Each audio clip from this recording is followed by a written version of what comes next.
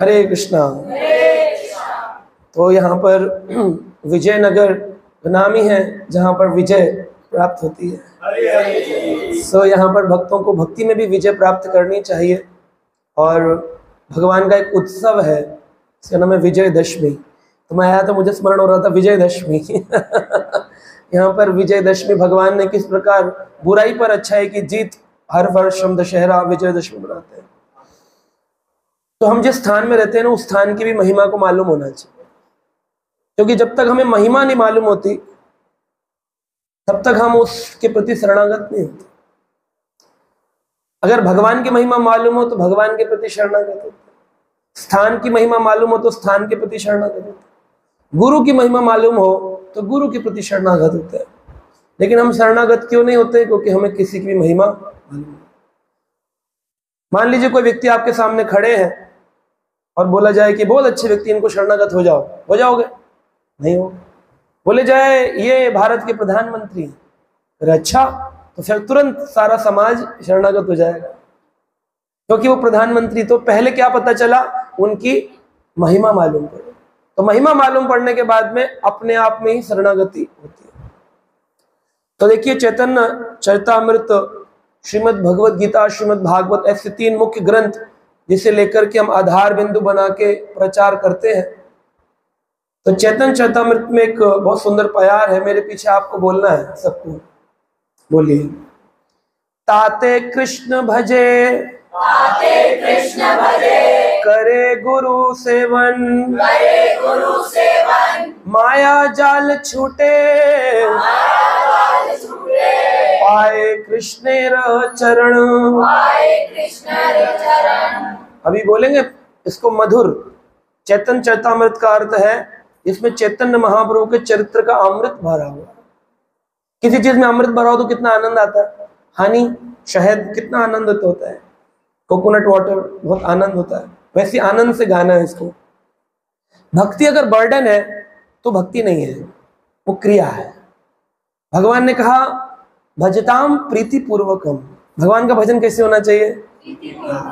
प्रवचन दे तो आनंद से, कीर्तन करें तो आनंद से, भोग लगाएं तो आनंद से, कथा सुने तो आनंद। बर्डन नहीं कि घड़ी पर हाथ जा रहा है, मोबाइल पर हाथ जा रहा है, कितनी देर और कितना पकाएंगे प्रभु जी, ऐसे नहीं। जल्दी जल्दी नहीं करना चाहिए। इसमें आराम से, जितने इत्मीनान से चलेंगे उतना आनंद का अनुभव करेंगे। तो आज हम आनंद अनुभव करेंगे। आनंद आता है कि नहीं? तो इसको गाना है। भगवत गीता को गाने का एक छंद है जिसे अनुष्टुप छंद कहते हैं। भागवत को गाने के लिए 32 प्रकार के छंद हैं। भागवत श्लोकों को गाने के लिए भगवत गीता में भी श्लोक है, जैसे कुछ इंद्रव्रजा छंद में गाए जाते हैं, और चैतन्य चरितामृत को प्यार रूप में बंगला भाषा में गाया जाता है। तो इसको गाने का एक क्रिया है, इसको गाने का एक तरीका है। साथ ही सरगम के 7 स्वर हैं, परंतु उनसे हजारों लाखों गीत भजन बनते हैं। तो आपको भी गाना है। ताते कृष्ण भजे करे गुरुर सेवन, ताते कृष्ण भजे करे गुरु सेवन, हाँ, ताते कृष्ण भजे करे गुरुर सेवन, ताते कृष्ण भजे करे गुरु सेवन, माया जाल छूटे पाए कृष्णेर चरण, माया जाल छूटे पाए, हाँ, माया जाल छूटे पाए कृष्णेर चरण, माया जाल छूटे पाए कृष्ण चरण। ये चैतन्य चरितामृत के मध्य लीला 22वां अध्याय श्लोक संख्या 25 में ये बात बोली गई है, ताते कृष्ण भजे करे गुरु सेवन। अगर आपको भगवान की प्राप्ति जीवन में चाहिए कि नहीं चाहिए? ओके, सबको चाहिए। तो उसका एक प्रक्रिया है। प्रधानमंत्री को बुलाना हो अपने घर में तो एक प्रोटोकॉल फॉलो करना पड़ता है। बोले उनके सेक्रेटरी से बात करो किस टाइम अवेलेबल है, जब वो आएंगे तो उनकी टीम आकर चेक करेगी, फिर यहाँ बैठेंगे। तो क्या एक देश का राजा, प्रधान, उसको बुलाने के इतने नियम है, तो क्या ठाकुर जी से चले बिना किसी नियम के? तो क्या नियम है? पहला नियम है ताते कृष्ण भजे। पहला तो है कृष्ण का भजन करना। प्रेम से, प्रीति पूर्वक, हरे कृष्णा कृष्णा कृष्णा हरे हरे, हरे राम राम राम हरे हरे। और दूसरा है करे गुरूर सेवन, गुरु की सेवा कर। अगर ये दो काम कर लिए, माया जाल छूटे, माया जाल आपका छूट जाएगा, पाए कृष्णेरा चरण, और कृष्ण के चरण प्राप्त हो जाएंगे। ये कोई साधारण बात नहीं है। गुरु को साधारण व्यक्ति नहीं मानना चाहिए। गुरु चार प्रकार के होते हैं।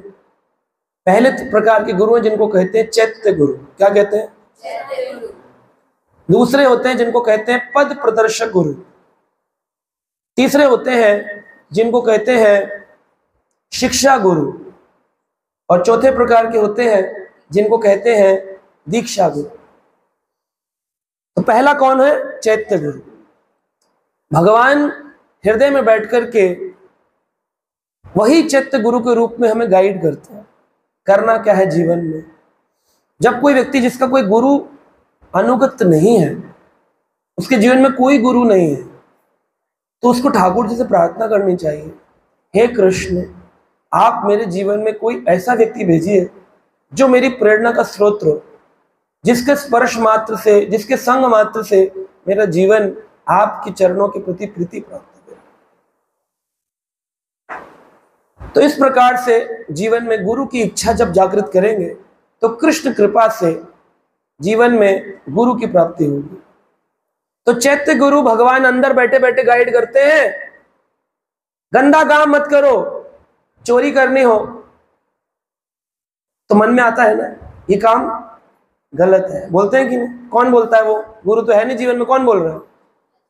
चैत्य गुरु बोल। अंदर से चेतना में अंदर एक गुरु जी बैठे, भगवान वंदे कृष्णम जगत गुरु, कृष्ण ही जगत गुरु है। वो बताते हैं काम गलत है, काम सही है, काम गलत है। 500 रुपए का नोट आपको रास्ते में पड़ा मिला, आप क्या करते हो? उठाते हो, फिर सोचते हो जेब में रख लो। किसी का गिर गया हो तो कुछ देर इंतजार कर लो, जिसका हो उसको ढूंढ कर दे दूं। ऐसे कई प्रकार के भाव भंगिमाएं हमारे मानस पटल में प्रकट होंगी, परंतु हमको देखना है हम उस समय क्या निश्चय करते हैं। तो कभी कभी हम चैत्य गुरु की बात इसलिए नहीं सुन पाते क्योंकि बीच में मिस्टर माइंड, मन आता है, और जो मन की सुनते हैं वो मन की होता है। मंकी कैसा होता है? कभी एक डाल पे तो कभी दूसरी डाल पर। तो मंकी स्वभाव नहीं होना चाहिए, मन की नहीं सुननी है। भगवान ने भी कहा मन मना, मन को मना कर दो।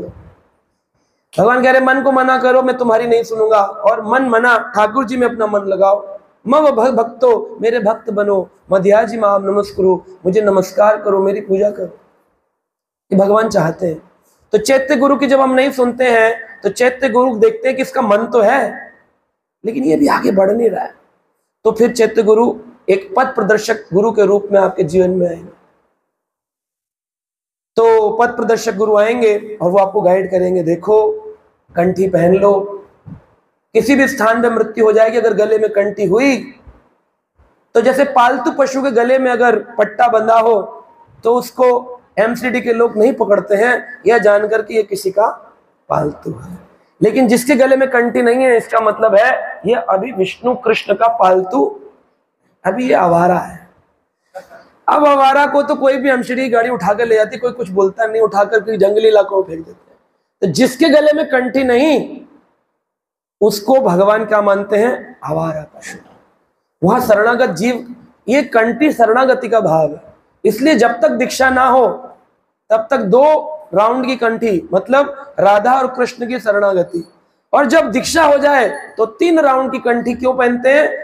एक राधा की, एक कृष्ण की और तीसरी गुरु जी की, इसलिए 3 राउंड कंठी। गुरु शरणागति। अब देखिए गुरु कौन है। यहां पथ प्रदर्शक गुरु आपको बोलेंगे विजयनगर में एक सेंटर है, आप आ जाइए, वहां पर संध्या क्लास चलती है, शनिवार के दिन 7:30 बजे सब लोग एकत्रित हो जाओ, अपने मित्र मंडली परिवार पड़ोसी को ले आओ। अब ले भी आएंगे पर वो बड़े अनमने मन से, ठीक है ऐसा भी क्या है, इसके लिए मैं शादी छोड़ दूं, इसके लिए मैं ये छोड़ दूं, इसके लिए मैं घूमना छोड़ दूं, अरे उसमें कितना आनंद है, यहाँ तो कुछ भी आनंद नहीं मिल रहा है। तो जब तक कंपैरिजन करता रहेगा यहाँ पर उसको आनंद की अनुभूति मिलेगी। तो पथ प्रदर्शक गुरु उसको गाइड करके यहाँ तक ला सकता है। उसके बाद शिक्षा गुरु का रोल आता है। शिक्षा गुरु उसको शास्त्र की शिक्षा देता है, गीता में क्या लिखा है, भागवत में क्या लिखा है, ग्रंथों में क्या लिखा है, और उसके अनुसार फिर वो चलना प्रारंभ करता है। और चलते चलते उसको एक समय गति प्राप्त होती है जब उसको दीक्षा गुरु की प्राप्ति होती है। दीक्षा शब्द का अर्थ है, दी मतलब दिव्य ज्ञान और श मतलब क्षति, अज्ञानता की क्षति हो जाए और दिव्य ज्ञान का प्रकट हो जाए, इसको दीक्षा कहते हैं। ये नहीं होता दीक्षा का हमने ना राधा कुंड से गुरुजी बना रखे हैं। तुमने गुरुजी को बना रखा है कि गुरुजी ने तुमको बना रखा है? ऐसे नहीं बनाए जाते हैं। जिस दिन दिव्य ज्ञान प्रकट हो तब दीक्षा हुई। प्रभुपाद जी ने अनेक शिष्य बनाए, इस्कॉन के फाउंडर आचार्य। प्रभुपाद जी ने भगवत गीता के अंदर 28 बार एक शब्द का इस्तेमाल किया है, 28 टाइम्स। उस शब्द का नाम है एक्चुअली। क्या नाम है? अंग्रेजी में पढ़े तो एक्चुअली, हिंदी में पढ़े तो क्या बोलेंगे मालूम नहीं मुझे। वास्तविक रूप से, वास्तविक। प्रभुपाद जी लिख रहे हैं, मेरे अनेक अनेक शिष्य हैं, परंतु वास्तविकता में मेरे बहुत ही कम शिष्य हैं। I have many initiated disciples, but few are actually initiated. इस सेंटेंस में बड़ी गहराई है कि मेरे बहुत दीक्षित शिष्य हैं, परंतु सही मायने में कुछ ही भक्त। तो कुछ होते हैं भक्त और कुछ होते हैं कम भक्त। मतलब कम भक्त होते हैं, भक्ति में कम होते हैं। मैं कुछ कह नहीं रहा हूं। गुरु की महिमा को जानना चाहिए। गुरु के लिए एक श्लोक कहा गया भागवत के अंदर, तस्माद् गुरु प्रपद्येत जिज्ञासु श्रेय उत्तमम शब्दे परे च निष्णातम ब्रह्मयु उपशयम आश्रयम। बहुत सुंदर श्लोक उद्धव जी को भगवान कृष्ण ने बताया। तस्माद् गुरु प्रपद्येत, ऐसे गुरु की शरण में जाना चाहिए, जिज्ञासु श्रेय उत्तमम, जिससे हम अपने मन की उत्तम जिज्ञासाओं को पूछ सके, शांत कर सके। और शब्दे परे च निष्णातम, वह गुरु हर प्रश्न का उत्तर देने में निष्णात हो। निष्णात यानी पारंगत, परफेक्ट, निष्णात हो।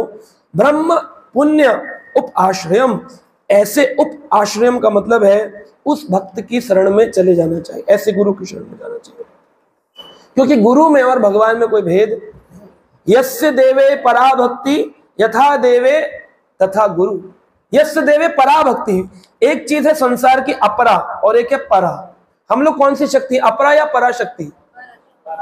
हाँ जी, पराशक्ति है। तो हमें कौन से व्यक्ति की आवश्यकता है अपने जीवन में, परा की कि अपरा की? इसलिए कहते हैं यस्य देवे परा भक्ति। भक्ति संसार की है ही नहीं, कहां की है? ऊपर के लिए। पराशक्ति के लिए परा भक्ति है, अपरा भक्ति नहीं है। यहाँ अपरा में पूजा पाठ होती, कह रहे क्या ये पूजा पाठ और भक्ति अलग चीजें हैं दोनों। पूजा पाठ को भक्ति से जोड़ना नहीं कि पूजा पाठ करते तो हम भक्ति करते हैं। पूजा पाठ अलग है, भक्ति अलग है।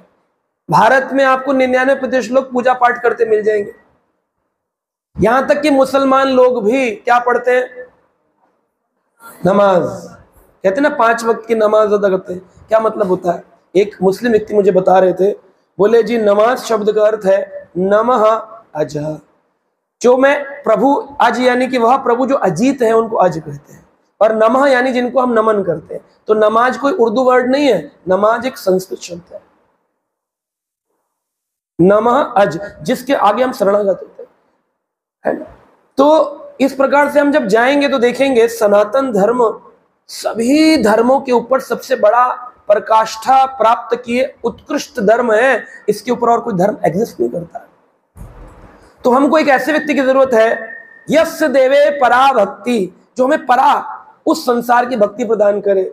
यथा देवे, जैसे देव कृष्ण है, यथा देवे तथा गुरु, गुरु की पूजा कैसे करनी चाहिए? जैसे देवता की करते हैं। तस्येतः कथितम ही अर्थम, वो हमको सारा ज्ञान हृदय के अंदर प्रकाशित करेंगे। प्रकाशे महात्मनः। देखो यहां पर लिखा है भागवत में, भक्ति भगवान के भक्त से ग्रहण की जा सकती है। अपनी सीमित बुद्धि लगा के या ज्ञान और तर्क के आधार पर हम कभी भक्ति को प्राप्त नहीं कर सकते। भक्त्या भागवतम ग्रह्यम न बुद्धया न चटीकया। बहुत बड़ी बड़ी ग्रंथ पढ़ लिए हमने और सोचा कि हम तो अब ज्ञानी बन गए हैं, तो हम कुछ भी कर सकते हैं। जब तक हमारे जीवन में गुरु जी की प्राप्ति नहीं होगी, हमें कुछ भी प्राप्त होने वाला नहीं। दीक्षा गुरु, शिक्षा गुरु, पथ प्रदर्शक गुरु और चैत्य गुरु, इन चारों को समान स्तर पर रखा गया है। कई बार लोग सोचते क्रम में है, चैत्य गुरु, पथ प्रदर्शक गुरु, शिक्षा गुरु, दीक्षा। अब दीक्षा गुरु प्राप्त हो गए, अब मुझे इनकी क्या जरूरत है? ये ऐसे नहीं है, ऐसे है। पथ प्रदर्शक गुरु, शिक्षा गुरु, दीक्षा गुरु, चैत्य, ये चारों की जरूरत है जीवन में। शिक्षा गुरु शिक्षा देगा, दीक्षा गुरु दीक्षा प्रदान कर देंगे, लेकिन ऐसे भी तो आप आवश्यकता है ऐसे भक्तों की जो बीच बीच में पथ प्रदर्शन करें कि चलो आओ चले शिक्षा गुरु की कथा सुनने चले साथ। और अंदर से चैत्य गुरु भी चाहिए। चेतो दर्पण मार्जनम, मार्जन किसका होगा? हृदय का। जब हृदय कमल का मार्जन होगा तो चैत्य गुरु की बातें हमें समझ में आएंगी, अन्यथा हमें समझ नहीं आता करना क्या है क्या नहीं करना। एक बार एक राज्य था, छोटी सी कथा है बहुत सुंदर। उस राज्य में राजा रहते थे, राजा का नाम, ये कथाएं आती हैं उसमें बताया गया राजा का नाम बोंदूचंद। क्या नाम था? नाम ही था बोंदू, बोंदू यानी बुद्धू, मूर्ख। बोंदूचंद राजा थे। उनका एक सेक्रेटरी था, उसका नाम था घोबूचंद, घोबू। तो बुद्धूचंद जो थे उनके गोबूचंद सेक्रेटरी था। अब राजा जो थे वो जिस भी बात को बोले उनका सेक्रेटरी उसी बात को प्रमाण प्रदान कर दे। एक दिन उन्होंने देखा एक सुअर समझते हैं ना, पिग, सुअर घूम रहा था उनके राज्य में। तो राजा ने पूछा बोंदूचंद ने, ये कौन है? हा? ये देखो क्या हो गया है? बोले महाराज यह जो पशु है ये हाथी है। क्या कहा बोंदूचंद ने? ये हाथी है, ये हाथी है। और देखिए हाथी कितना कमजोर हो गया। बोले क्यों कमजोर हो गया? बोले महाराज इसको सही रूप से खाना नहीं मिल रहा है, इसको खाना नहीं मिल रहा है सही रूप से। अच्छा खाना नहीं मिल रहा है हमारे राज्य में और खाना नहीं मिल रहा है, इसकी गलती किसकी है? बोले गलती है जो रसोईया खाना बनाता है वो सही रूप से भोजन प्रदान नहीं कर रहा, इसीलिए तो हाथी जो है वो सुअर जैसे छोटा हो गया। तो उन्होंने कहा बुलाया जाए रसोईया को और कहां चढ़ा दो? फांसी पर। बोंदूचंद हर चीज का एक ही उदाहरण देता था, क्या चढ़ा दो? फांसी पर। अब बेचारा रसोईया फांसी पर चढ़ गया। ऐसे कई सारे लोगों के साथ उन्होंने कार्य किया। बोले दूसरी बार फिर राजा घूमने निकले, पूछा सुअर को, फिर देखा, बोले ये हाथी अभी भी कमजोर है। तो गोबूचंद जो उनका सेक्रेटरी था बोला नहीं नहीं महाराज, नहीं नहीं नहीं नहीं नहीं, ये चूहा है जो रसोई का भोजन खा खा के मोटा हो गया, इतना वेस्टेज हो रही है हमारे अभी ये मोटा हो गया है। तो राजा बोले फिर बुलाया जाए रसोइयों को, रसोईया हाजिर हो। फिर रसोइयों को चढ़ा दिया हर चीज का एक ही हल, फांसी पे चढ़ा दिया। कई रसोई चढ़वा दिए, बोंदूचंद को पता ही नहीं था क्या करना है क्या नहीं। एक बार उनके राज्य में घूमते हुए एक गुरु और शिष्य दोनों उस राज्य में पहुंचे। गुरुजी ने उस राज्य में पूछा चावल कितने रुपए किलो है? बोले जी 1 रुपए। बोले कपड़े कितने रुपए के दिए? बोले 1 रुपए। पानी कितने का? बोले 1 रुपए। हर चीज एक रुपए। तो राजा के इस दरबार में इतना झोल झाल था, गोलमाल था कि सब कुछ 1 रुपए में बिक रहा था। तो गुरुजी ने देखते ही क्या कहा, ये स्थान हमारे रहने योग्य, छोड़ो चलो यहां से। शिष्य बोला महाराज आप तो वैरागी हैं, आप तो साधु हैं, मैं ठहरा शिष्य, मुझे तो अभी भोग करने की इच्छा है। अलग अलग जगहों पर अलग अलग धन को कमाने के लिए कितनी मेहनत करनी पड़ती है, यहाँ तो 1 रुपए में मिल रहा है महाराज, मुझे कुछ दिन भोग करने दीजिए। गुरु बोले अरे चलो मेरे साथ। बोले नहीं कुछ। जब ऐसे कई बार बोला, गुरु जी बोले तुम अपनी इच्छा पूरी कर लो, कुछ काल रह लो, जब तुम फंस जाओ तो मेरा स्मरण करना, मैं आऊंगा बचाने के लिए। ठीक है जी। अब जो उनका शिष्य था वो उसी राज्य में रहने लगा। बोंदूचंद के राज्य में बड़ा आनंद हो रहा था, 1-1 रुपए में खाता, 1 रुपए में मिठाई, 1 रुपए में चावल, 1 रुपए में कपड़े, बड़ा आनंद हो रहा था। एक दिन एक चोर ने एक घर के अंदर हथौड़ी मारकर छिद्र बनाया और चोरी करने का प्रयास किया, तो क्या हुआ, चोर जब दीवार तोड़ रहा था, दीवार उसी के ऊपर गिर गई।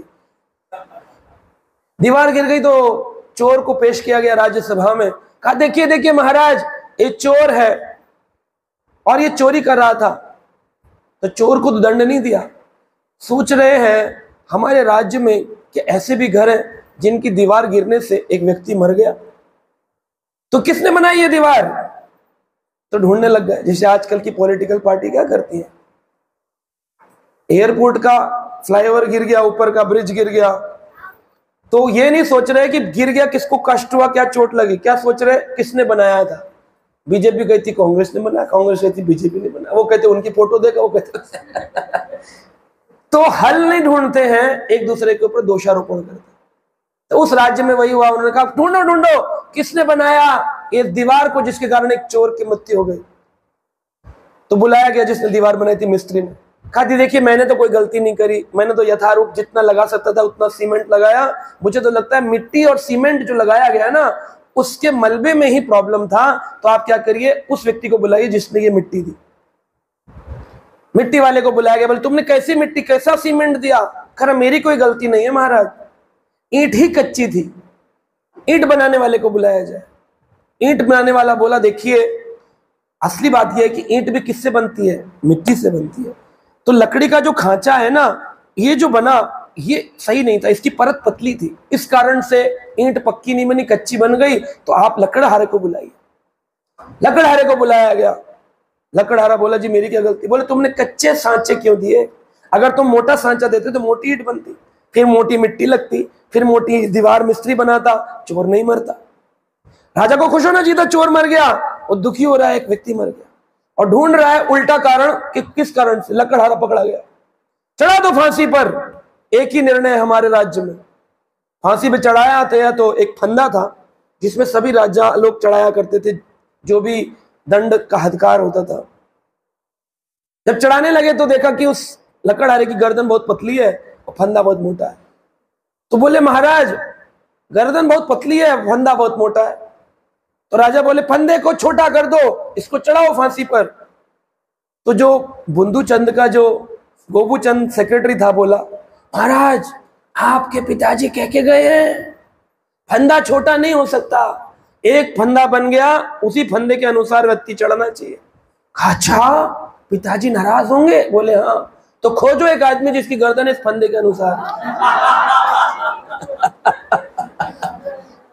खोज लग गई, फंदा लेकर के उनके सिपाही घूम रहे, सबके गले में डालते, नहीं नहीं, किसी की मोटी किसी की पतली, और वो जो गुरुजी का शिष्य था उसकी गर्दन पे सेट हो गई।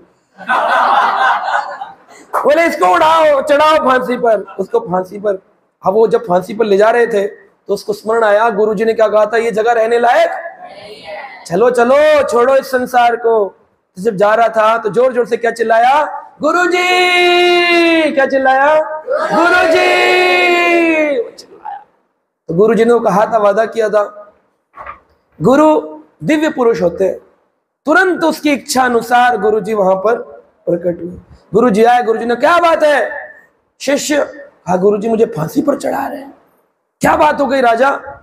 कहा हमारा फंदा मैच हो रहा है, इस कारण से चढ़ा रहे हैं। कहा मेरा भी मैच होगा, देखिए। कहा मैच तो होता है, पर तुम क्यों चढ़ना चाहते हो? कहा भविष्य के जो पंचांग है उसमें लिखा है, एस्ट्रोलॉजिकल चार्ट्स में, कि इस काल में जो व्यक्ति फांसी पर चढ़ेगा वो सीधा स्वर्ग के लोक को प्राप्त करेगा। तो राजा बोला अच्छा, स्वर्ग नाम का भी कोई लोक होता है? सेक्रेटरी गोपूचंद बोला महाराज यहां तो एक रानी है, वहां 7 रानी मिलेंगी। एक महल है, वहां 7 महल मिलेंगे। महाराज बीमार भी नहीं पड़ेंगे, पसीना नहीं आएगा, बुखार नहीं आएगा, स्वर्ग का सुख बहुत भारी है। राजा बोला अच्छा, तो हटाओ इन गुरु शेले को, हमको चढ़ाओ। राजा जी ने अपने गले में लगाया तो गोपूचंद बोला महाराज अकेले सुख भोगेंगे, मुझे भी ले चलिए साहब। तो इस प्रकार से गोपूचंद और बुद्धूचंद दोनों फांसी पर लटका दिए गए और समाज के लोगों ने उनको फांसी पर लटकाकर फट्टा हटा के टांग दिया। और इधर गुरुजी ने कहा चेले से चुपचाप निकलो यहां से, आज बचा लिया है अब दोबारा नहीं बचाऊंगा, फटाफट वहां से निकल गए। तो किसने बचाया? कितना ही ज्ञान हो, कितना ही हमें आता हो, लेकिन गुरु की कृपा के बिना वो शास्त्र भी हमें कुछ फल नहीं दे। कुछ लोग होते हैं कहते हैं हम बुक पढ़ लेंगे, लेक्चर दे लेंगे, गुरुजी की क्या जरूरत है, हमको छोड़ दो, हट जाओ। लेकिन पढ़ोगे ना, मैं शरीर नहीं हूं, मैं एक आत्मा हूं, फिर कोई आया कहेगा पागल है, पागल होगा तू।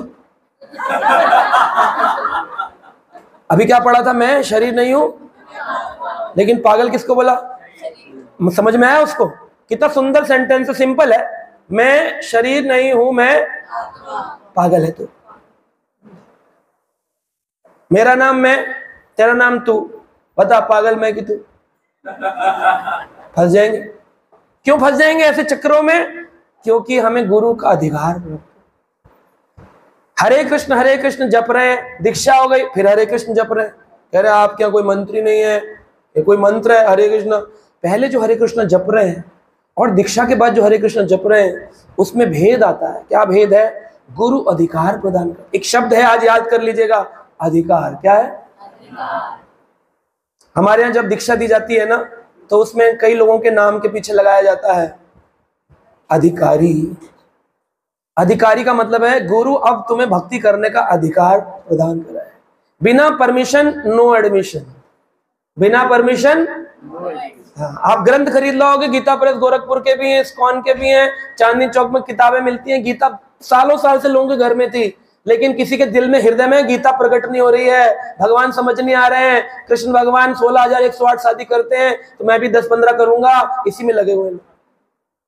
क्यों नहीं समझ में आ रहा कि मैं शरीर नहीं हूं, मैं एक आत्मा हूं? क्योंकि अभी तक असलियत में गुरु धारण किए ही नहीं, गुरु की शरण में गए ही नहीं। मिल्खा सिंह 100 मीटर की रेस दौड़नी थी, बिना गुरु के दौड़े कि अकेले की गुरु चाहिए था उनको? हारमोनियम सीखना हो, सरगम सीखनी हो, हारमोनियम ले आओ खरीद कर, सीख जाओगे। स्विमिंग सीखनी हो, घर में पानी भर लो,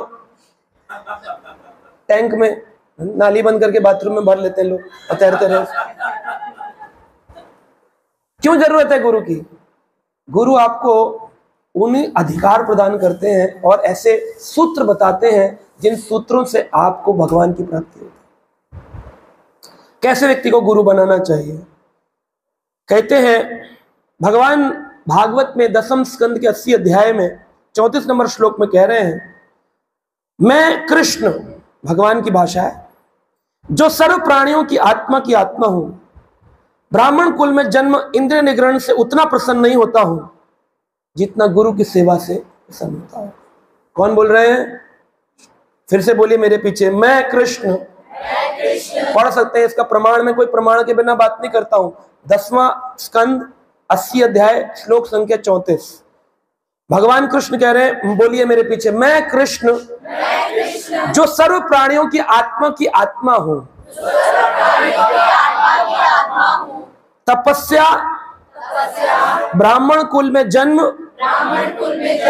इंद्रियों का संयम, इनसे उतना प्रसन्न नहीं होता हूं जितना गुरु की सेवा से प्रसन्न होता हूं।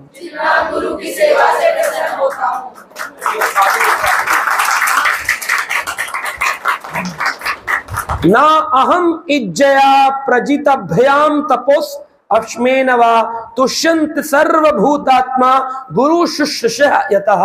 गुरु शुश्रूषा का मतलब है गुरु की सेवा, गुरु शुश्रूषा।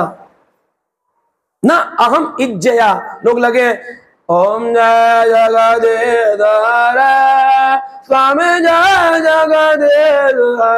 ना हम इज्जया, मैं इन अगरबत्ती दिए से खुश नहीं। प्रजातिभ्यम तपे अपशीन वा, ना ही तपस्याओं से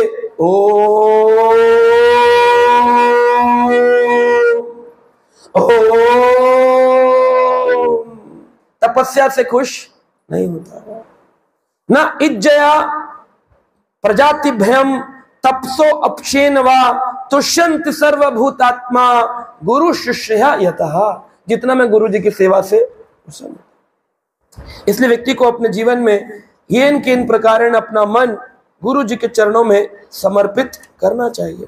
जितना हम समर्पित करेंगे उतनी जल्दी हम देखेंगे हमारे जीवन में बहुत सारी चीजें का फायदा हो रहा है। क्या फायदा होगा गुरु के शरण में जाने में? 8 पॉइंट नोट कर लीजिए। पहला, दुख और भय की निवृत्ति और सुख की प्राप्ति गुरु के माध्यम से होती है। सुख की प्राप्ति और दुख, आपको मैथमेटिक्स का सवाल ना आता हो और आपको ट्यूशन टीचर उसको सॉल्व कर दे, तो आपको जो फियर था वो फियर गया कि नहीं गया? जब तक आपके मन में प्रश्न चल रहा है, चतुर्मास चालू हो गए, मैंने दही खा लिया, गलती से पाप तो नहीं लगेगा? गुरुजी मैंने खा लिया, कहीं कोई बात नहीं, अगली बार से मत करना, रिलैक्स हो गया। सुख की प्राप्ति और दुख समाप्त। इसलिए गुरु की आवश्यकता, जीवित गुरु की आवश्यकता है। ऐसे नहीं होता गुरुजी की फोटो टांग ली, बोले हम भी उनको गुरुजी मानते हैं, ऐसे नहीं होता। गुरुजी आजकल लोगों ने लगा रखे जय गुरुजी। गुरुजी जीवित होने चाहिए, और गुरुजी का क्या लक्षण है वो भी मैं आपको बताऊंगा। पहला नियम क्या है गुरुजी को जोड़ने का जीवन में? दुख और भय चले जाएंगे, सुख की प्राप्ति होगी। दूसरा है पापों की निवृत्ति होगी। पापों की निवृत्ति होगी, जितने भी पाप हमने किए हैं उनकी निवृत्ति होगी। क्यों निवृत्ति होगी? क्योंकि गुरु आपको भजन में लगाएंगे। कई बार लोग सोचते हैं गुरु से दीक्षा ले लेंगे तो सारे पाप जलकर खत्म हो जाएंगे, गुरु जी पाप ले लेंगे हमें मुक्त कर देंगे, इसलिए लोग दीक्षा लेते हैं। अच्छा पता है, गुरु से दीक्षा ले लो, यज्ञ में सारे पाप जला देते हैं, खुद ले लेते हैं, हमें मुक्त कर देते हैं, हम फिर करेंगे। ये तो फिर क्रिश्चियन चर्च हो गया। संडे के संडे फादर के पास जाते, कहते father I confess I did so many sins in this week.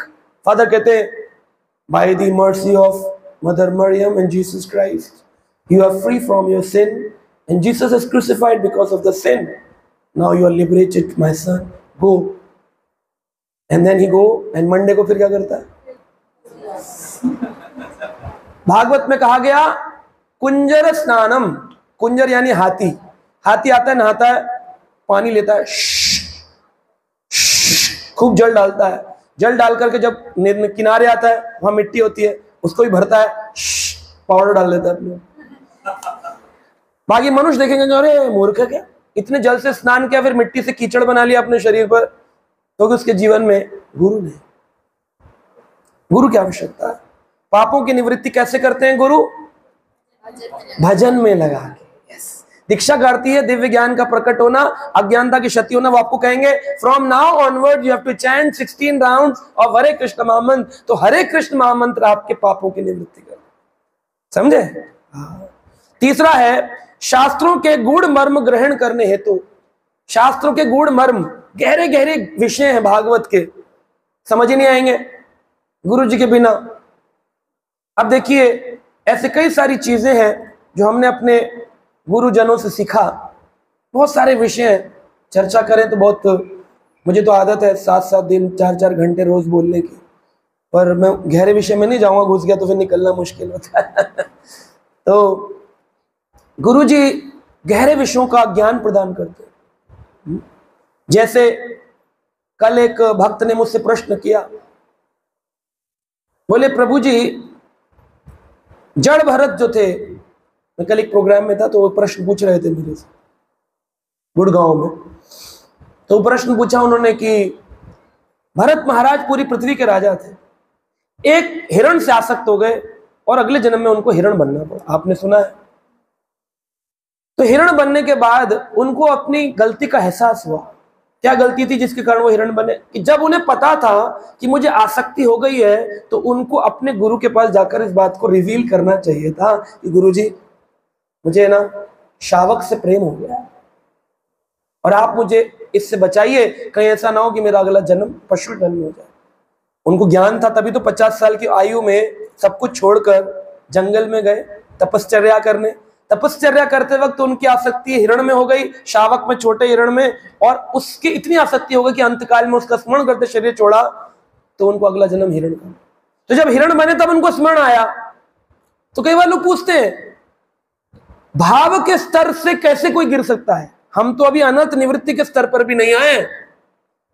9 सीढ़ियां हैं प्रेम प्राप्त करने की: श्रद्धा, साधु संग, भजन क्रिया, अनर्थ निवृत्ति, निष्ठा, रुचि, आसक्ति, भाव, प्रेम। वो भाव के स्तर पर पहुंच गए थे, फिर कैसे गिर गए? हम तो अभी भजन क्रिया में भी नहीं लग पा रहे, अभी तो हमारी रिश्तेदारी नहीं खत्म हो रही बहुत सारी। भाव के स्तर से कोई हिरण बन जाएगा तो हमारी तो मतलब समझो अगर पशु ही बनने वाले हम लोग, सोच लो क्या क्या बनोगे, गाय पक्षी जो बन। कैसे गिर गए भाव के स्तर? एक आसक्ति खींच के ले आई उनको। तो उन्हें प्रश्न किया कि जब वो हिरण बने तब वो क्या करते थे? तो मैंने कहा हिरण जब वो बने तो पुलस ऋषि आश्रम, जिस ऋषि से उन्होंने दीक्षा ली थी, उन्हीं ऋषि के आश्रम में जाकर कथा सुनते थे। जब मनुष्य तब कथा नहीं सुन रहे थे, जब हिरण बन गए तब कथा की इंपॉर्टेंस समझ में आई। अन्यथा तो आदमी कहता है 7:30 की क्लास है ना, प्रसादम होगा 8:30, 8:15 चलेंगे। प्रसाद की बड़ी महिमा है, प्रशांत मुकुंद प्रभु जी बताते हैं प्रसाद प्रभु के साक्षात दर्शन, वहीं कर लेंगे गुलाब जामुन में, क्या को पहले जाए। लेकिन अगर आपको सही मायने में भक्त बनना है ना, जय राधा माधव शुरू न हो उससे पहले स्थान ग्रहण कर लेना चाहिए। अगर आपको सही में भक्त बनना है, नहीं बनना है तो फिर तो बहुत रास्ते हैं। इतने सारे लोग, करोड़ों करोड़ों लोग संसार में जन्म लिए हैं, माया ग्रसित जीव, कोई ईसाई धर्म में, कोई इस्लामिक धर्म में, कोई किस धर्म में है। कौन सा ऐसा भाग्यशाली होता है करोड़ों करोड़ों जीवात्माओं में से जिसमें मनुष्यत्व प्राप्त होता है? मनुष्यत्व क्या होता है? मनुष्य बनने की इच्छा प्राप्त होती है, वरना ज्यादातर लोग तो मनुष्य भी नहीं है। अगर कोई मांस खा रहा है तो क्या वो मनुष्य है? दया नहीं कर रहा किसी जीव पर, वो मनुष्य है। गालियां दे रहा वो मनुष्य है। वो 2 पैरों पे चलने वाला पशु है, द्विपद पशु, मनुष्य भी नहीं है। तो मनुष्यत्व प्राप्त करो। मनुष्यत्व प्राप्त करने के कई जब निकल जाएंगे तो कोई होंगे उसमें से मोक्षत्व प्राप्त करेंगे कि मुझे मुमुक्षु बन गया, मोक्ष की कामना करता। मोक्ष की कामना करने वाला भी नियम का पालन ना करे। और उन मुमुक्षुओं में से भी कुछ एक आधा होते हैं जो भक्ति के रास्ते पर आते हैं। वरना सारे संसार के लोग क्या है, भगवान का भजन क्यों करते हैं? ताकि हमारी सुख संपत्ति आए। जेल में प्रधानमंत्री गए दौरा करने, तो पूछा कैदियों से, आप लोगों को तकलीफ तो नहीं है? बोले प्रधानमंत्री आप आए हैं, आपकी इच्छा से तो सब कुछ हो रहा है, करते हो तुम कन्हैया, नाम मेरा हो रहा है। गा लेंगे भजन, रो भी लेंगे उस पर थोड़ा थोड़ा, राधे करते हो तुम कन्हैया मेरा नाम राधे। इससे क्या हो? गुरु है जीवन में, बताएगा कौन तुम गलत जा रहे हो, डेविएशन हो रहा है तुम्हारा? Who will teach? ही पेन ड्राइव में लगा लगा के लोग भजन सुन रहे हैं। भजन करना है, सुनना नहीं। भजन करना है। हरे कृष्ण। प्रधानमंत्री गए राज्य में, जेल का दौरा किया, बोले तुम्हें क्या चाहिए? बोले साहब 2 रोटी में कोई आज को जीवन जीता है, माना हम दंड पाने के अधिकारी हैं, पर 2 रोटी कम से कम 4 तो हो। तुमको क्या तकलीफ है? बोले महाराज मारना है तो ऐसे मार दो, रोड पर ले जाकर, इतनी सर्दी में बिना कंबल के कैसे सोएंगे, कंबल दे दो। तुमको क्या तकलीफ है? बोले इतनी गंदगी है, थोड़ी सी स्वच्छता कर दो हमारे जेल के अंदर। एक व्यक्ति बोला प्रधानमंत्री ने तुमने कुछ नहीं मांगा। बोले महाराज मुझे कुछ नहीं चाहिए, प्रधानमंत्री जी मैं तो बस इतना चाहता हूं, मुझे तो जेल से निकाल दो। तो कौन समझदार था? आप लोग क्या करते हो? 2 रोटी, कंबल, सफाई, गाड़ी, बंगला, पति, पत्नी, सास, रहेंगे तो उसी जेल में ना, मुक्त कैसे? तो भगवान के सामने जाओ तो क्या बोलो? प्रभु अपने चरणों में ऐसी प्रीति करवा लो कि संसार में आना ही, जन्म मृत्यु ही समाप्त हो जाए। ना मैं सास बनूं, ना मैं बहू बनूं, ना मैं सास भी कभी बहू की बनूं, मैं मुक्त रहूं इन सब झंझटों से। ना कभी ससुर भी कभी दामाद था, वो नहीं, मुझे कुछ नहीं बनना। तो ये जो शास्त्रों के गूढ़ मर्म है, वो हिरण बन के कहां गए? उस पुरुष ऋषि आश्रम में बैठ के कथा सुनते, सूखे पत्ते खाते। तपस्या कब करी? पशु शरीर में। तो उसमें लिखा है भागवत में, प्रभुपाद जी ने कल वो प्रश्न पूछ रहे थे, वो गूढ़ प्रश्न क्या है वो बता रहा हूं। कि उसमें लिखा है भगवान का स्मरण करते हुए हिरण ने अपने शरीर का अग्नि में कूद करके जंगल में आग लगी थी और शरीर त्याग कर दिया। तो उनका प्रश्न था कि जब उसने भगवान का स्मरण किया तो हिरण को मुक्ति क्यों नहीं मिली, उन्हें जड़ भरत क्यों बनना पड़ा? भागवत में लिख रहे हैं, बोले उन्होंने भगवान का स्मरण किया और जंगल की आग में कूद के अपने शरीर को समाप्त कर लिया, तो अगले जन्म में जड़ भरत बने, ऐसा क्यों? तो मैंने उनको कहा कि मैंने किसी बड़े महा आचार्य से पढ़ा था, सुना था, उन्होंने बताया कि जब शौवरी देश का राजा रहुगुणा पालकी में बैठ करके और कपिल मुनि आश्रम में भागवत सुनने जा रहा था, तो उसकी पालकी में एक कहार जो उठाते हैं पालकी को, वो बीमार हो गया था। तो राजा ने कहा सारे राज्य में सब तो हमारे नौकर हैं, किसी को भी बुलाओ। तो देखा एक पेड़ के नीचे एक हट्टा कट्टा बैठा है, बोले इधर आ, इसको लगाओ सेवा में। कहा पालकी उठाओ, तो बिना कुछ बोले पालकी उठाई। लेकिन जड़ भरत जानते थे कि अगर मैं बोला तो फंस जाऊंगा, 2 जन्म ऑलरेडी पेंडिंग चल रहे मेरे, अभी तक मुक्त नहीं हुआ, तो बोलूंगा नहीं, करता रहूंगा बस क्रिया के रूप में, और मन में हरि चिंतन करता रहूंगा, चलते रहे। लेकिन कोई चींटी पड़ती थी तो उसको कूद करके आगे बढ़ते थे, चींटी पड़ती तो कूद के आगे बढ़ते। तो जब झटके लगे तो रहुगुण ने कहा कौन है, समझ नहीं आता है तुमको, मैं बैठा हूं राजा, मैं ऐसा दंड दूंगा अभी तुम्हें समाप्त कर दूंगा, तब भी कुछ नहीं। यानी कि एक भक्त को इतना सहनशील होना चाहिए, कोई अगर आपसे ऐसा व्यवहार करे तब भी शांत, कुछ नहीं बोले। उसको गुस्सा आया, बोला पालकी रोकी जाए, नीचे उतर गया पालकी से, बोला तुझे समझ नहीं आती है, मैं बोल रहा हूं, मैं राजा हूं यहाँ का, मैं 1 मिनट में तेरे को सर से कलम कर सकता हूं, अभी खत्म कर सकता हूं। फिर भी वो कुछ नहीं बोला। बोले कैसा व्यक्ति है, जवाब क्यों नहीं देता? बोले महाराज उल जुलूल बातों का क्या जवाब दिया जाए। बोले क्या मतलब? बोले आज तक कभी किसी ने किसी को मारा? क्या मतलब? बोले महाराज मैं तो एक सच्चिदानंद आत्मा हूं, आत्मा जिसका साइज है बाल के अग्रभाग का 10,000वां हिस्सा, क्या उसको कोई मार सकता है? नैनम चंदंति शस्त्राणी, क्यों कहा भगवान ने मैं शस्त्र से उसको मारा, तो कौन से शस्त्र से आप मुझे मारेंगे? ये क्या थे, ये भी तो भक्त थे रहुगुण, जा रहे थे कथा सुनने, इनका हृदय तो एकदम ऐसे हो गया, कांप गए, अरे गलत आदमी से पंगा ले लिया। कौन हो आप? का छोड़िए, उसमें कुछ नहीं रखा। का बताइए मुझे, दिव्य ज्ञानी लगते हैं, आत्मज्ञानी लगते हैं, सारा कुछ आंसर दिया, ये सब बताया, बहुत लंबा कन्वर्सेशन हुआ। और बिना कुछ किए जब उन्होंने दंडवत किया, आज से आप मेरे गुरु हुए, आंख खोली तो गुरु जी गए। रहुगुण को धन्यवाद प्रणाम करके वो चले गए। रहुगुण पीछे पीछे भागे, बोले सुनिए सुनिए सुनिए। एक वृक्ष था, वृक्ष के नीचे रुक गए, उन्हें पूछा प्रश्न, बोले आप क्यों जा रहे हैं? कर मेरा तुम्हारे से कोई संबंध नहीं। कह ऐसा तो हो ही नहीं सकता, मैं भी ग्रंथ पढ़ता हूं, कोई ना कोई संबंध तो था जिसके कारण आज आप मुझे प्राप्त हुए। आपने अपने 2 जन्मों की गाथा बताई कि आप राजा थे, फिर हिरण बने, फिर भक्त बने, तो मुझे भी बताइए कि मेरे पिछले जन्म का क्या था। तो जड़ भरत हंस करके कहते हैं तुम वही हिरण हो राजा जिसके कारण मुझे इतने जन्म तुम वही हिरण। तो हैरान हो गया, बोले अच्छा? बोले हाँ, मेरी आसक्ति हिरण में थी तो मैं हिरण बना, और हिरण की आसक्ति राजा में थी, इसलिए तुम राजा बने।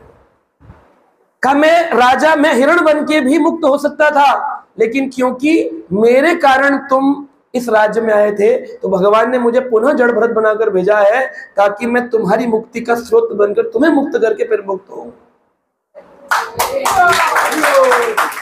इसलिए भगवान के स्मरण पर भी भगवान ने उनको मुक्त नहीं किया था। तो भगवान की लीला तो भगवान ही जानते हैं। तो ये गुरु अर्थ कौन बताएगा? फोटो से आ जाएगा, जय गुरु जी जय गुरु जी, गुरु जी बोलेंगे फोटो से? कैसे प्रकट होगा क्या? इसलिए एक गुरु होना चाहिए जो गुरु शास्त्रों के मर्म को आपके सामने व्यक्त कर सके। चौथा, मंत्र जाप में सिद्धि। मंत्र जाप में सिद्धि प्राप्त करने के लिए, अब मंत्र जाप तो बहुत लोग जपते हैं लेकिन सिद्धि नहीं है। सिद्धि कैसे होगी पता चले कि हमें मंत्र जाप में सिद्धि है? कहते हैं जिस व्यक्ति ने 16 साल 16 माला का जप नियम पूर्वक कर लिया, उसके मुख से निकली बात कभी कट नहीं सकती है। अगर मैंने बोल दिया छत गिर जाए,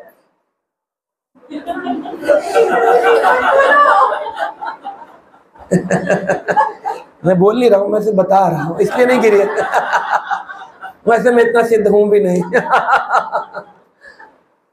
तो वो हो जाएगा। देवता लोग उस व्यक्ति के पीछे चलते हैं जिस व्यक्ति ने नियम पूर्वक केवल 16 माला का भजन ही कर लिया। इतनी दिव्य शक्ति है। ये मंत्र सिद्धि कैसे प्राप्त होगी? गुरु जी के बिना प्राप्त होगी क्या? रगड़ा पट्टी भजन कर रहे हैं, हरे कृष्ण हरे कृष्ण। भक्ति विनोद ठाकुर मायापुर गए थे, एक मंदिर में रुक गए रात को अपने बच्चों के साथ। सुबह जब उठे तो लोगों ने पूछा, अरे बाबू आप रात में आए, रख गए मंदिर में, आपने बताया नहीं आप आए हुए हैं। कह रहे हाँ मैं आया था, रहने का कोई स्थान नहीं मिला तो मंदिर में। कह रहे इसमें तो प्रेत रहता है। कह रहे हाँ वो तो था, रात में मैं जब लिख रहा था ग्रंथ तो शाही गिराता था और वो बड़ा दिक्कत प्रदान कर रहा था, तो मैंने उसे जोर जोर से हरे कृष्ण मंत्र बोला तो वो गायब हो गया। बोले हो ही नहीं सकता, वो तो खुद ही हरे कृष्ण जपता था। जो प्रेत बना वो तो खुद ही हरे कृष्ण जपता था। अब देखिए इसमें दो सिद्धांत प्रस्तुत हुए इस कथा में। एक हरि नाम लेने वाला भी प्रेत और दूसरा भक्तों के पास भी प्रेत। हाँ ये दो क्वेश्चन लोग पूछते हैं। डिवोटीज के पास तो भगवान भूत प्रेत नहीं आते, भक्ति विनोद ठाकुर से बड़े भक्त हो आप, उनके पास प्रेत आए। और हरि नाम लेने वाला ब्राह्मण की कथा है, हरि नाम लेने के बाद भी वो प्रेत बना। क्यों बना?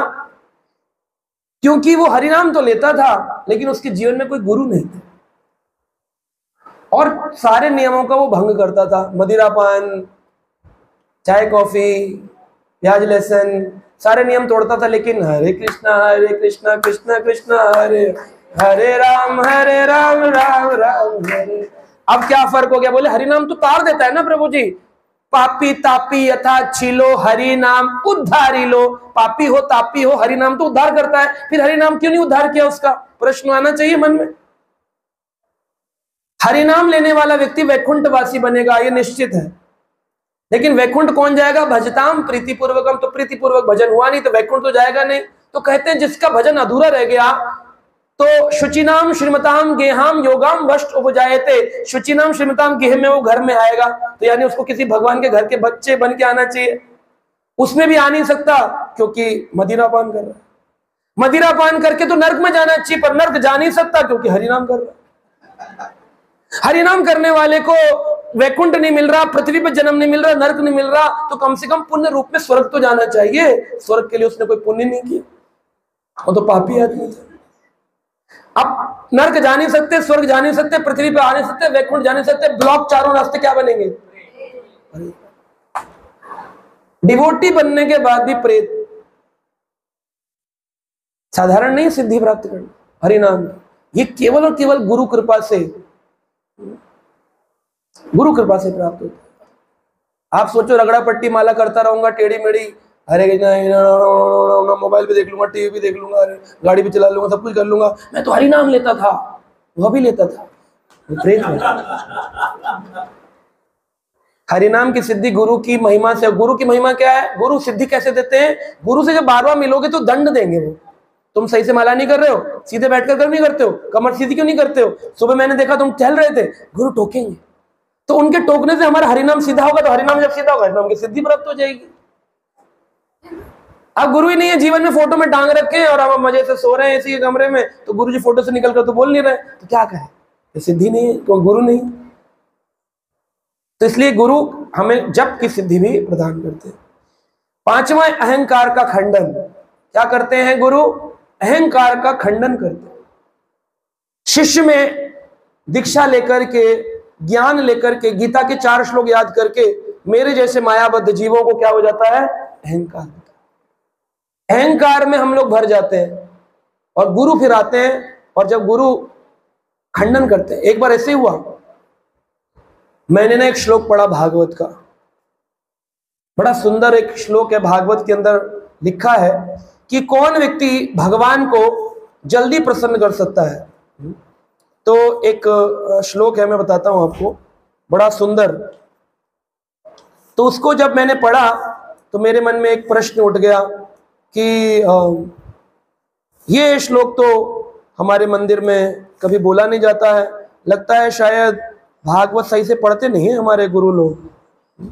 तो मैं उसके अगले दिन फिर भागवत सुनने पहुंचा और बड़ी ही कमाल की बात हुई कि जब मैं भागवत सुनने पहुंचा तो गुरु जी ने, हमारे गुरुदेव ने उसी श्लोक पर भागवत कथा करी, जिसको पढ़कर मैं रात में अहंकार में डूबा हुआ था कि हमारे यहाँ तो इस ज्ञान को बताते ही नहीं है।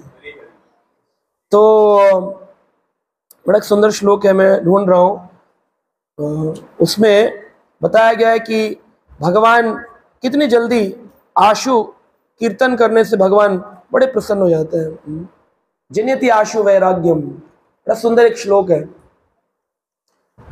तो इस प्रकार से गुरु हमारे अहंकार का खंडन नहीं करते। हमें अहंकार हो जाता है कभी कभी किसी चीज का, तो उस अहंकार का खंडन करते। एक बार एक शिष्य था, उसको लगता था कि मैंने गुरुजी बना रखे हैं, अब गुरुजी कृपा से मुझे सब कुछ प्राप्त हो जाएगा, मुझे गुरु से मिलने की क्या जरूरत है। तो गुरु से दूरी बना के रखना भी गलत है। गुरु धारण किए हैं तो गुरु की शिक्षा लेना भी जरूरी है, उनकी रेगुलर क्लास सुनना, उनसे जुड़ना, उनसे प्रश्न पूछना, उनके साथ उनकी यात्राओं में जाना, ये सब करना चाहिए। तो हुआ क्या कि उसको ये लगता था कि मैं ना ब्राह्मण कुल में पैदा हुआ हूं, गुरु जी से दीक्षा तो केवल मैंने एक औपचारिकता रूप में ले ली है, और अब मैं ब्राह्मण बन के अपना जीवन राजसी ब्राह्मण बनूंगा, राजा के महल का ब्राह्मण बनूंगा, और राजा के महल का ब्राह्मण बन के राजा के महल में जाकर के मैं उनका कुल गुरु बन जाऊंगा, गुरु से कोई मतलब नहीं। अब सोता सोता स्वप्न सोचता रहता था। तो सोते सोते स्वप्न सोचता रहता था तो उसकी पत्नी पर लोग उपहास करते थे, कह रहे कैसे तुम्हारा पति है, सोता रहता, कुछ काम ना धंधा कुछ करता है। और लोग बोलते भी थे कम से कम कुछ सेवा कर लो, कुछ यज्ञ कर लो, कोई पूजा कर लो, कुछ दक्षिणा मिल जाएगी। क्या हम गरीब है दक्षिणा लेंगे? हम दक्षिणा देंगे, हम राजसी गुरु। करे अभी तो आप हैं ही नहीं, करा जब होंगे। तो ख्वाबों में अपना जीवन जीता था। एक दिन दुखी होकर के उसकी पत्नी ने उसको मार पीट के घर से निकाल दिया। तो घर से निकला तो रास्ते में जा रहा था, कह रहा अरे भाग्यवान तूने कहां भेज दिया, बड़ा दुख है। तो चल रहा था जंगल में, तो शिव पार्वती जा रहे थे। तो शिव पार्वती ने, पार्वती माँ है तो उन्होंने कहा देखो सावन का महीना आ गया है, देखो कितना कृपालु आप शिव हैं, आशुतोष हैं, इस पर कृपा करिए ना, इसको कुछ वस्तु दे दीजिए, बेचारा गरीब है। कह रहे इसके भाग्य में ही नहीं है, क्योंकि इसने अपने गुरु को ठुकरा रखा है, इसके भाग्य में ही नहीं है। कह रहे नहीं, ये तो जा रहा है राजा के दरबार में, राजसी गुरु बन जाएगा। कह रहे ये नहीं बनेगा, कुछ इसके जीवन में कुछ नहीं है। कह रहे पर आप तो दे सकते हैं, आप तो भगवान हैं, आप तो दे सकते हैं। शिव जी बोले ठीक है मैं देता हूं। तो शिव जी ने क्या किया कि एक सोने का मटका भरकर, उसके अंदर सोने की मोहरें भरकर रास्ते पे रख दिया। अब ये ब्राह्मण स्वप्न देख रहा है, मैं बड़ा आदमी हूं, मैं राजसी ब्राह्मण बनूंगा। शिव जी कह रहे देखो पार्वती अब उठाएगा कि नहीं उठाएगा। रास्ते में रखा, आ रहा है आ रहा है आ रहा है, टक से टकराया तो ऊपर देख के कह रहा है हे राम, कितने रास्ते में पत्थर डाल दिए, एक लात मारी और पत्थर किनारे फेंक दिया। पार्वती बोली देखो, उसको पता ही नहीं था कि आपने मटका रखा है। शिव जी बोले इसके भाग्य में नहीं है, पूरा सोने का मटका दे तब भी इसके भाग्य में सुख नहीं है, इसने गुरु को त्यागा है, इसको गुरु त्याग का पाप लगा हुआ है। पार्वती बोली एक मौका, एक बार और। कह रहा ठीक है, हम दोनों शिव पार्वती बनकर जाते। शिव पार्वती बनकर सामने है कि सावन का महीना है, तुम राज दरबार जा रहे थे, हम तुमसे प्रसन्न हैं, ये लो मणि। बोले इसका क्या करूं? बोले घर जाना, यह मणि का बना हुआ कंगन, कंगन होता है ना ब्रासलेट, कंगन अपनी पत्नी को देना और उसको बोलना जो उसकी 3 मांगे हैं जमीन पर फेंक करके वो पूरी हो जाएगी। कहा सच में? लेकर आया, बोला मैं अमीर बन गया, मैं अमीर बन गया, तेरी जो इच्छा हो मांग ले। कह रहे जा झूठे। पत्नी से बोला नहीं मैं झूठा नहीं हूं, मुझे स्वयं शिव जी मिले थे। कह रहे तुझको शिव जी, राजा तो मिल नहीं रहा, तुझे शिव जी मिले। कह रहे नहीं उन्होंने दिए हैं, हमारी 3 इच्छाएं पूरी करेंगे। लड़ने लग गए दो, मैं मांगूंगा। कह रहा मैं मांगूंगा राजसी पुजारी बनूंगा। कह रही मैं मांगूंगी सोना गहना, मैं मांगूंगा करके। तो कहते हैं उसको गुस्सा आ गया। तो जब ये खींचातानी चल रही थी तो उनके हाथ से वो कंगन नीचे गिरा और गुस्से में पति ने पकड़ के जमीन में मारा और कहती है, सिर में दर्द कर दिया है तुमने मेरे, है ना, तुम्हारे सिर ही सिर हो जाए।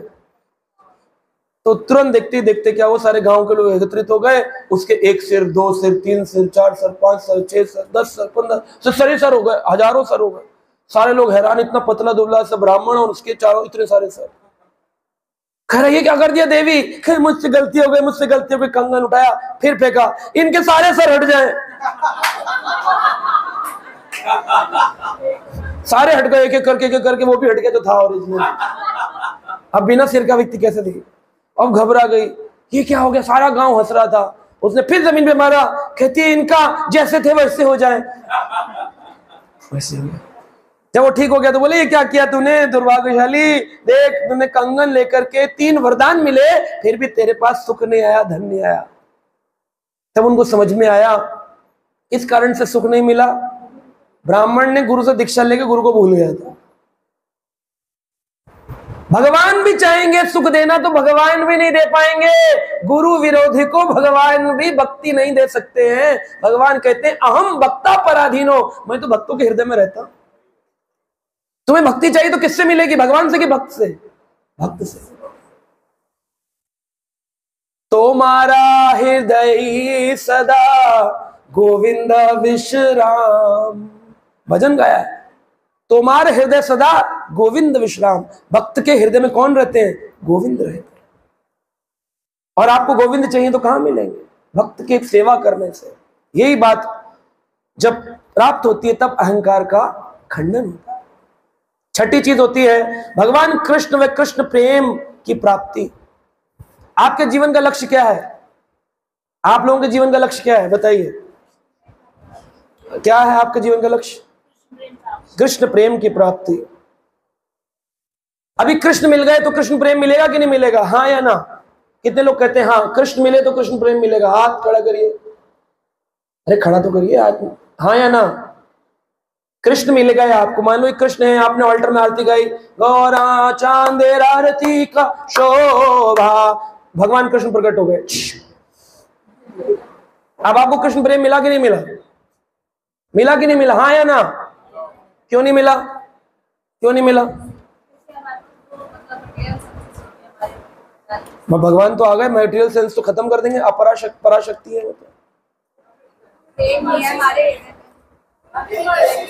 गुरु की मर्जी से मिले। गुरु गोविंद दोनों खड़े, काके लागू पाए, बलिहारी गुरु आपनो जो।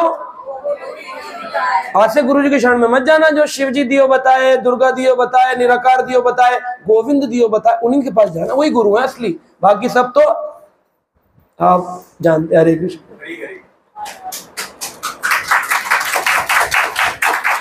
तो गुरु जी भगवान कृष्ण की प्राप्ति करा सकते। किसको कराई? भगवान राम के भक्त हुए सुतीक्षण। सुतीक्षण बैठ करके वनों के अंदर भगवान राम का स्मरण कर रहे थे और अगस्त ऋषि भारद्वाज, अगस्त ऋषि जो है उनके शिष्य थे और वो बैठ करके स्मरण कर रहे थे भगवान राम का। जब राम जी आए लक्ष्मण के साथ, सीता के साथ, तो देखा कि आंख बंद किए बैठा है। तो लक्ष्मण ने कहा प्रभु कैसा भक्त है, आपका ध्यान कर रहा है और आप ही को पूज नहीं रहा है। तो भगवान बोले कि क्योंकि वो अपने हृदय में ध्यान स्थिति में मेरा चिंतन करा, जिस पल मेरा रूप जाएगा और विष्णु रूप प्रकट होगा उसकी ध्यान समाधि टूट जाएगी। तो उन्होंने कहा फिर जल्दी करिए, हम खड़े हैं, पसीना आ रहा है और ये बेटा अपना ध्यान लगा रहा है। जिसके लिए लगा रहा है वो तो सामने खड़े हैं। तो जैसे भगवान ने वो समाधि तोड़ी तो उसकी समाधि टूट गई। प्रभु कहां गए? प्रभु कहां गए? आंख खोली, देखा प्रभु सामने आ गए, हृदय से निकलकर सामने आ गए। अरे अब भगवान आ गए तो क्या करना चाहिए? प्रणाम करना चाहिए और बस प्रणाम करके चले जाओगे आप लोग ऑफिस। अगरबत्ती करनी चाहिए। अगरबत्ती कहां से? जंगल में। स्तुति गा सकते हैं, स्तुति गानी चाहिए और आरती, प्रणाम। और क्या करेंगे? ये वाले कुछ नहीं करेंगे, कह रहे हैं भगवान हम तो रसगुल्ले खाने आए। बोलो क्या आप क्या करोगे माता जी? अरे जंगल में भोग कहां से लाओगे? कंदमूल लाओगे। अच्छा शबरी हो आप? अच्छा हाँ। तो आप क्या करोगे पीछे माता जी? भगवान आ गए तो क्या करोगे? चरण पकड़ लोगे? जाने नहीं दूंगी, छोड़ूंगी नहीं आज। क्या करोगे? सुतीक्षण ने क्या किया? कुछ भी नहीं किया जो आप लोगों ने बोला।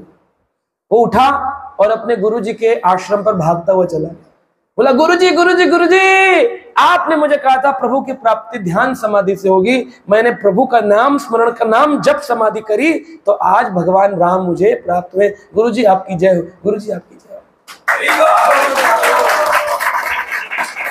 आप में से किसी ने भी इतने 1 घंटे के प्रवचन के बाद भी ये नहीं बोला कि हम गुरुजी के पास। अभी श्लोक बोला, गुरु गोविंद कह के लागू पाए, गोविंद मिला, फिर गोविंद को पकड़ लिया, गुरु छोड़ दिया। ये आपकी प्रॉब्लम नहीं है, पूरे समाज की प्रॉब्लम है। 800 करोड़ जीव जो जी रहे, सबकी प्रॉब्लम है। वो गुरु को गुरु मानते ही नहीं, वो सोचते हैं गुरु तो एक रास्ता है भगवान को जाने का, बस।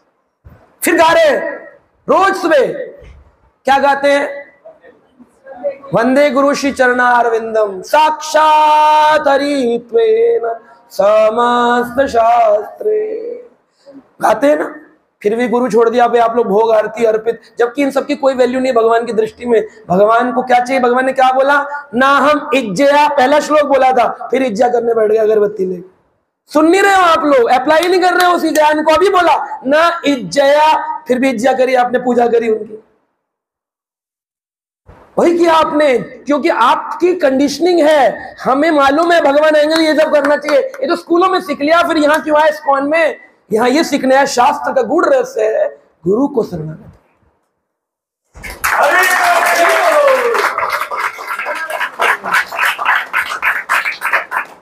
7वां कारण है माया जाल से मुक्ति। गुरु की सेवा करने से भगवत प्राप्ति होती है, माया जाल से मुक्ति। 6th हो गया ना, कृष्ण प्रेम की प्राप्ति। 7th है गुरु वेग, मूल कारण है माया जाल से छूटे। यह जन्म मृत्यु जरा व्याधि में घूमता हुआ माया ग्रसित जीव माया के जाल से छुटकारा चाहते हो कि नहीं चाहते हो? बोले एक आया था, एक चिड़िया अनेक चिड़िया दाना चुगने बैठ गई थी, सुना था? तो एक चिड़िया अनेक चिड़िया क्या करने आई? यहां पर दाना चुगेंगी, प्रसाद पाएंगी, चली जाएगी। सारे लोग जानते हैं कि वो जो चिड़िया थी उनके ऊपर व्याध ने एक जाल बिछाया। वो जाल प्रकृति, व्याध प्रकृति है जो कि मायाबद्ध जीवों को माया जाल में फंसाती है। तो सब जीवात्माओं ने क्या किया? एक चिड़िया के बल का था उड़ना, क्या किया उन्होंने? सारी चिड़ियों ने एक साथ एक सशक्तिकरण किया, सशक्तिकरण करके कलो संग शक्ति, कलयुग में संघ की शक्ति, इसलिए सेंटर खोले जाते हैं। ये यदि प्राण प्रभु को आपसे कोई फाइनेंशियल कॉर्पोरेशन थोड़ी बनाना है। क्यों बुलाया आपको यहाँ पर, प्रसाद खिला रहे हैं फ्री में? क्योंकि कलयुग में संघ की शक्ति है। जब साथ मिलकर चिड़ियों ने किया तो क्या किया? जाल लेकर उड़ी कि जाल में बंध गई? उड़कर कहां गई? चूहों के पास। क्यों? तो ये सारी चिड़ियों को यहीं नहीं रहना है, सबको उड़कर उस चूहे के पास जाना है जो गुरुदेव है। वो अपने पहने ज्ञान के दांतों से आपके माया जाल के जो बंधन है उनको काट, वो काट। अब आप सोचो, अकेली चिड़िया क्या कर सकती है? अकेले घर में बंद हो जाए, बोले मैं नहीं जाऊंगा, मुझे ना डिवोटीज में मजा नहीं आता, इतनी नेगेटिविटी होती है ना, इतना सब गंदा गंदा बोलते हैं। अरे तो आप मत सुनो, जिसकी जैसी दृष्टि उसकी वैसी सृष्टि। पहले लोग क्या करते हैं? डिवोटीज को निंदा करते हैं। माय गुरु, सिर्फ मैं एक ही व्यक्ति से जुड़ा हूं, फिर माय गुरु के बाद कहते हैं आए गुरु आए गुरु, फिर खुद ही गुरु बन जाते, फिर वो गुरु जी को छोड़ देते। आए गुरु आए गुरु आए गुरु, और फिर आए गुरु, फिर वाहे गुरु वाहे गुरु फिर वो चले जाते हैं, छोड़ छाड़ कर वैष्णविज्म और किसी और पंथ को पालन कर लेते। तो गुरु जी के पास जाना चाहिए सबको इकट्ठा होकर के और अपने मायाबद्ध जाल को कटवाना चाहिए। और 8वां है अनर्थ भंजन। गुरु जी हमारे अनर्थों का भंजन करते हैं, काटते हैं उनको। कोई कितना भी ज्ञानी हो, उसको हमेशा ये बात पता रहनी चाहिए कि एक ना एक काल में मेरे अनर्थों का भंजन करने की शक्ति अगर है तो केवल गुरु में। गुरु शब्द का अर्थ है हैवी, भारी। गुरु, रू का मतलब है प्रकाश, और गु का मतलब है अंधकार। अंधकार से निकालकर जो प्रकाश की ओर ले जाए उसे गुरु कहते हैं। तो महाजनो ये न गता सपंथा, ऐसे गुरु होने चाहिए, पाखंडी ना हो, शास्त्र वेता हो, ऐसे गुरु की शरण हमको ग्रहण करनी चाहिए। तो मैं आपको जल्दी से 4 चीजों से बचने के लिए बता देता हूं finally, and then will finish. अहंकार का अनर्थ भंजन, अनर्थ हमारे जैसे काम, क्रोध, लोभ, मोह, मद, मत्सरी जो अनर्थ हमारे जीवन में है, गुरु जी इनको कटवाते हैं कैसी सेवा में लगा करके। जैसे मानो मोह है परिवार से। अब पहले, आज से पहले जब आप भक्त नहीं थे, आपको कोई बोलता है 1 घंटे आओ तो आपके लिए स्ट्रेस हो जाता है, लेकिन गुरु की शरण ग्रहण करी आपने, श्रील प्रभुपाद जी की, तो क्या हुआ कि आज आप 1 घंटा प्रभु की सेवा में, तो मोह का बंधन 1 घंटा तो कटा, 2 घंटे कार्यक्रम 2 घंटा कटा, धीरे धीरे कट रहा है ना, तो गुरु शरण में आने से तो कटा ना। तद विधि प्रणिपाते न परिप्रश्न सेवया उपदक्षन्ति ते ज्ञानम ज्ञानी न तत्वदर्शिनः। जो तत्वदर्शी गुरु है वो सेवा में लगा लगा के आपके सारे अनर्थों को। एक बार एक व्यक्ति था, वो अपने गुरु जी के पास गया, बोला गुरु जी एक दूसरा भक्त है, कोई भजन नहीं करता, घर जाके नाटक करता है भक्ति का, और मैं हूं इतना अच्छा भजन करता हूं, लेकिन आज मेरे पैर में कील लग गई और खून ही खून निकल गया, पूरी उंगली कट गई मेरी। और वो है पापी जो कुछ नहीं करता, आज उसको सोने का हार मिला है। गुरुजी ये कैसा भेदभाव, प्रकृति का, भगवान का, आपका। गुरुजी बोले बैठो मैं बताता। बोले मैं त्रिकालदर्शी हूं, 3 काल देख सकता हूं। आज इसको अपने पूर्व जन्म के कर्म के अनुसार इतने पुण्य इसने किए थे, आज इसको महलों का राजा होना चाहिए था, आज इसको एक महल मिलता, दासी मिलती, दास मिलते, रथ मिलते, सिंहासन मिलते, लेकिन क्योंकि ये अपने गुरु का ख्याल नहीं रखता, नाटक करता है, इसलिए केवल इसको एक हार की प्राप्ति। कोई मैं कर, तुम्हारे पूर्व जन्म के इतने पाप थे कि आज तुम्हारी टांग कटने वाली थी, लेकिन क्योंकि तुम गुरु के शरणागत हो और सारे नियमों का ढंग से पालन करते हो, इसलिए प्रकृति ने केवल कट लगा करके तुमको छोड़ दिया। तो ऐसे अनर्थों को काटने में पता भी नहीं चलता। अनर्थ कटेंगे तभी तो भक्ति में आगे बढ़ेंगे। यही अनर्थ हमको लगाते। क्रोध, आज जब भक्ति में नहीं थे आप कितना क्रोध करते थे, आप लोग बात बात पे क्रोध आता, जब भक्ति में आए तो क्रोध खत्म हुआ। तो गुरु भजन में लगा के ही करते हैं सारे काम, भजन ही अनर्थ काटता है, लेकिन गुरु की कृपा से भजन में आदमी की निष्ठा होती है, अधिकार प्राप्त होता है। आप एक ही लाइन पढ़ रहे हो, आपको समझ नहीं आएगी, एक गुरु अधिकार देंगे, कहेंगे अरे today I got to know this meaning, आज मुझे ये लाइन समझ में आई। क्यों आई? पहले क्यों नहीं आई? आज गुरु ने अधिकार प्रदान किया, तुमसे प्रसन्न हो। और जब अधिकार नहीं ले लेंगे तो आप कुछ भी पढ़ लेना ग्रंथ, आपको खुद कुछ समझ में नहीं आए, लगेगा ये क्या है, छोड़ रास्ता कुछ और पकड़े। तो 4 लोगों से बचकर रहना चाहिए, 4 प्रकार के गुरु के रास्ते में नहीं जाना चाहिए। एक, असंप्रदायिक गुरु नहीं बनाना चाहिए, गुरु हमेशा संप्रदाय में होने चाहिए।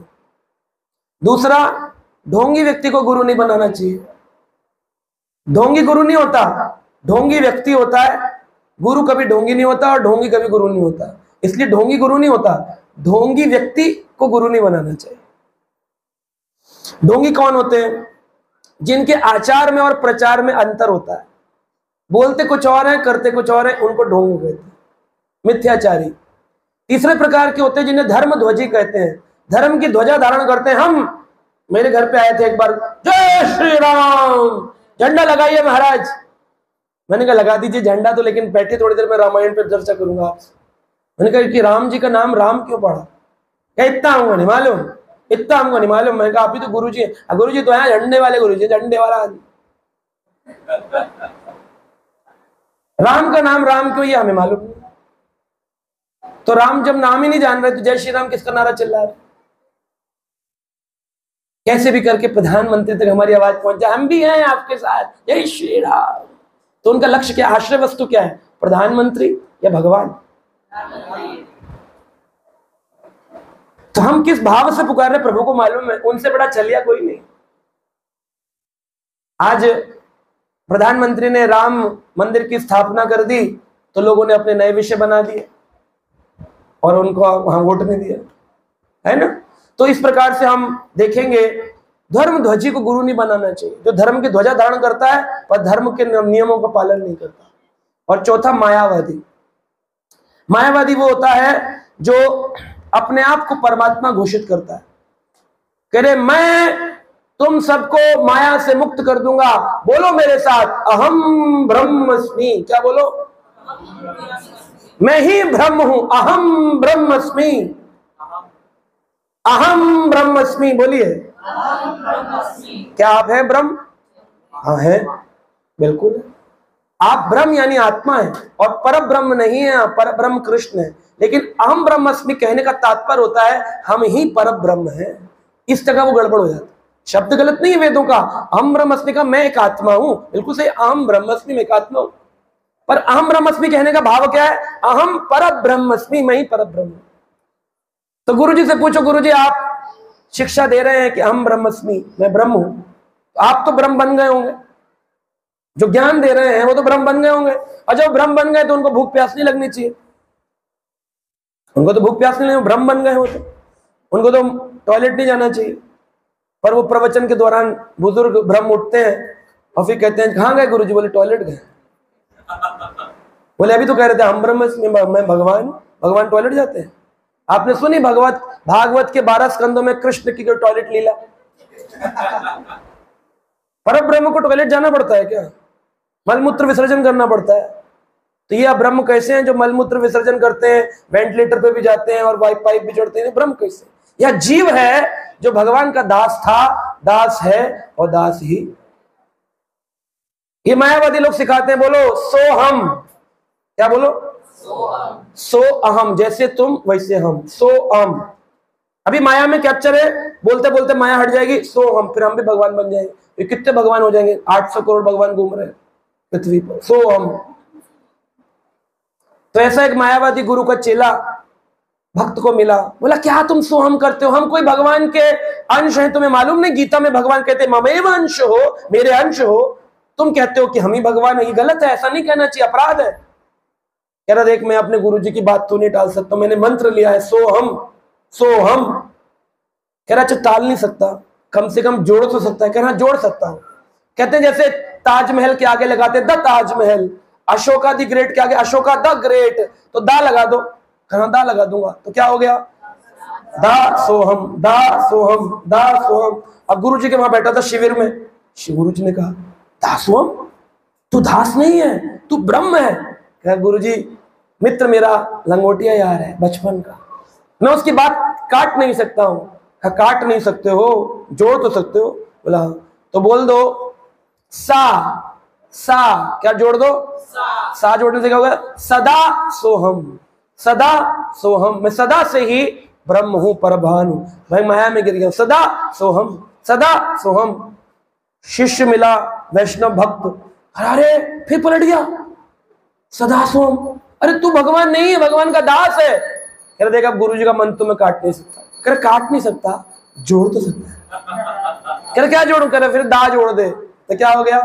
दास दासोहम, दास दासो, दास दास। फिर गुरु जी के पास वो गया ही नहीं, फिर वो बन गया गोपीर भरते और पद कमले और दास दास दास।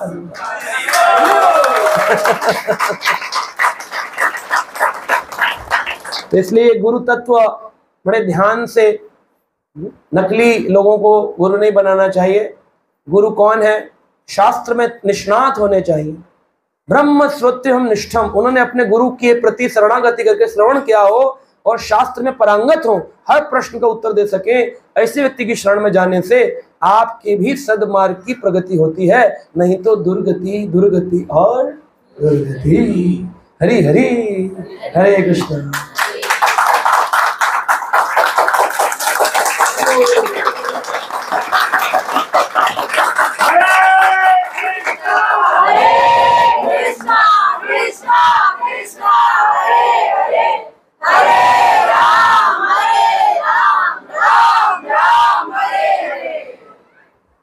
ओके, किसी का कोई प्रश्न है?